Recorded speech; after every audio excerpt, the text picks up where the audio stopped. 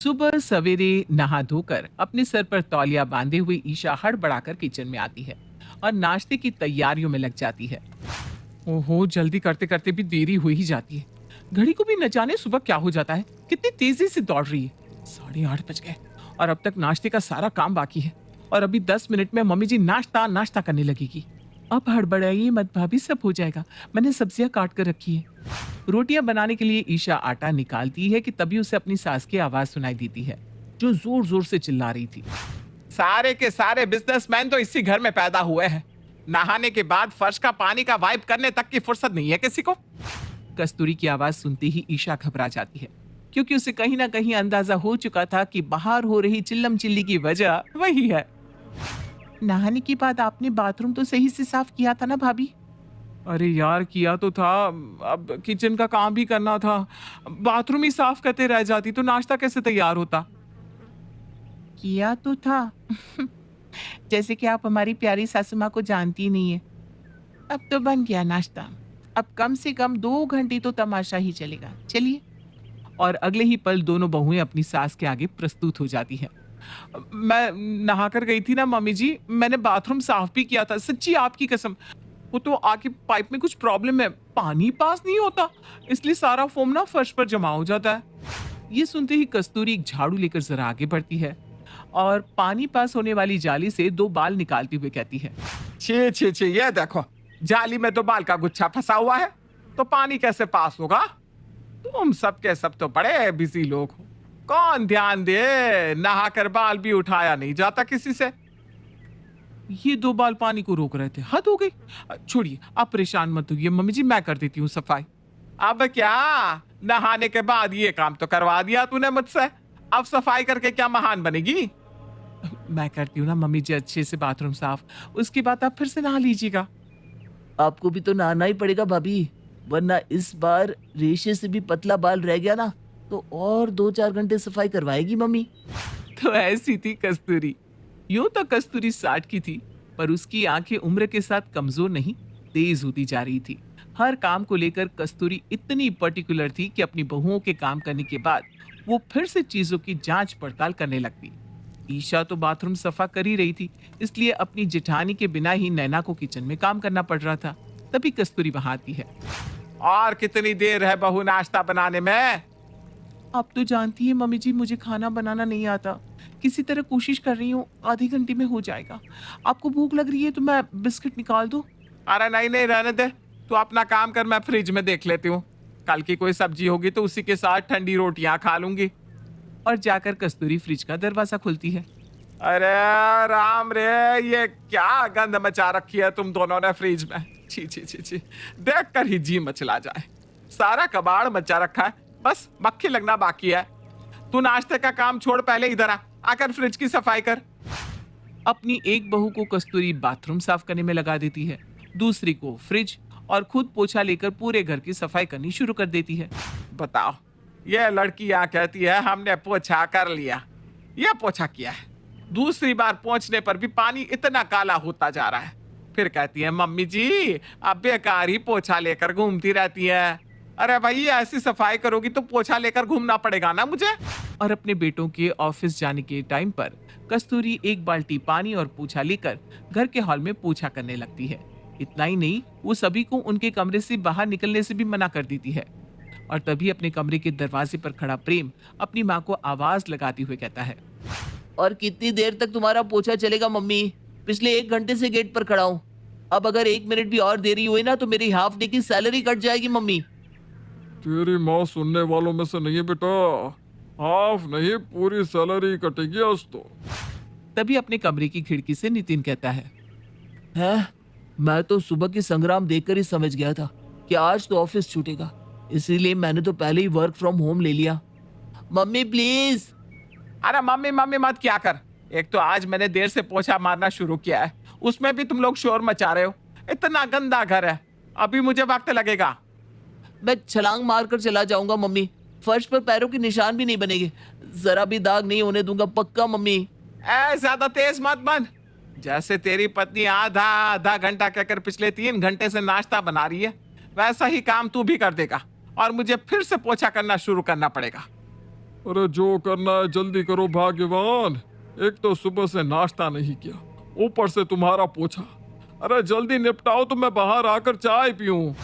कस्तूरी के पोछा करने की आदत के कारण नाश्ता तैयार करने के बाद भी नैना रसोई में फंसी रह जाती है और ईशा बाथरूम में और नितिन, प्रेम और मोहनलाल अपने अपने कमरों में। कस्तूरी की इस सफाई की आदत से सभी परेशान हो चुके थे, पर उसकी आदत तो बदलने का नाम ही नहीं ले रही थी। और इसी तरह कस्तूरी हाथ में पोछा लिए कभी घर का कोई हिस्सा साफ करती रहती तो कभी कोई। फिर एक दिन अपनी एनिवर्सरी पर ईशा अपनी माँ को फोन कर अपने घर इनवाइट करती है। आज मैं और नैना मिलकर इडली डोसा बना रहे हैं मम्मी, तुम और पापा भी आ जाओ ना। भगवान करे दामाद जी और तेरी जोड़ी हमेशा सलामत रहे बेटा। मेरा आशीर्वाद तो यहीं से तेरे साथ है, पर तू ना मुझे अपने घर आने मत बोल। तेरी सास बाप रे बाप, सफाई की दीवानी, अलग ही परेशान करके रखती है। पिछली बार कैसे तेरे घर पर मैंने रात गुजारी थी मुझे याद है। अच्छा तो रुकना मत ना मम्मी, बस खाकर चले जाना, प्लीज आओ ना मम्मी। और ईशा की लगातार जिद करने से सुषमा मान जाती है और शाम को सुषमा और महेश अपनी बेटी के ससुराल पहुंचते हैं। अपने पापा मम्मी को देखते ही ईशा फौरन उनके पास जाती है और उनकी आओ भगत में लग जाती है। आइए मम्मी, आराम से मेरे कमरे में बैठिए। कमरे में? ना ना, वहां तेरी सास आकर बिस्तर की चादर ठीक करने लग जाती है। मुझे तेरे कमरे में नहीं जाना, हम यहीं सोफे पर बैठते हैं ना बेटा। और सुषमा और महेश सोफे पर बैठते हैं। अरे समधन जी, आप ही का घर है, आराम से बैठिए ना। बहू, अपने पापा मम्मी के लिए चाय नाश्ता तो लेकर आओ।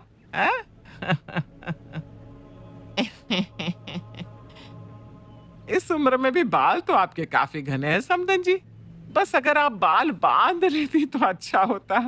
वो क्या है ना, वाइट टाइल्स है ना पूरे घर में, तो आपके बाल गिर गए तो फर्श पर दिखेंगे, गंदगी अच्छी नहीं दिखती ना।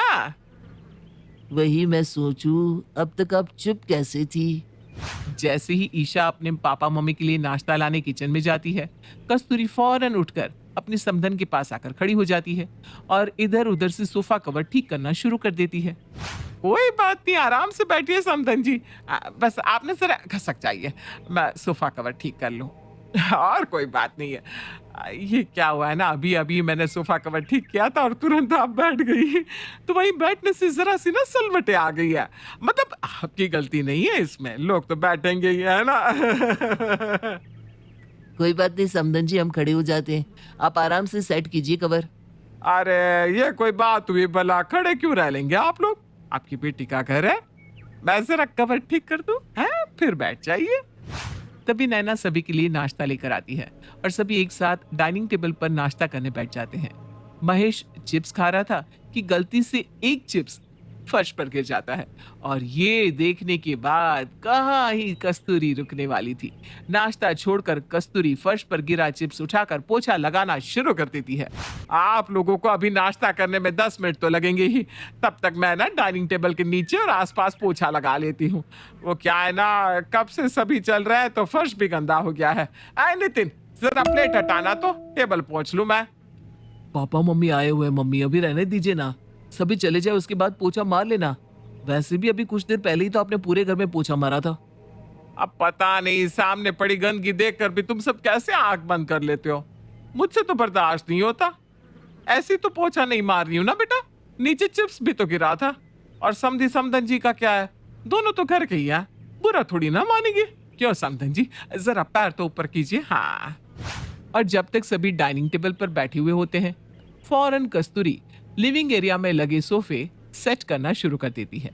अब उसकी ऐसी हरकतें देखने के बाद किसी के ही पेट में नाश्ता जाता। अपनी ऐसी हरकतों से कस्तूरी सुषमा और महेश को बहुत ही अनकंफर्टेबल कर देती है। बेटा अब तू खाना क्या लगाएगी, नाश्ता ही बहुत हो गया, कल सुबह इनको जल्दी उठना भी है तो हम निकलते हैं। सुषमा और महेश वहां से चले जाते हैं। कौन ही बेटी अपने माँ बाप का अपने ही ससुराल में इंसल्ट बर्दाश्त कर सकती है।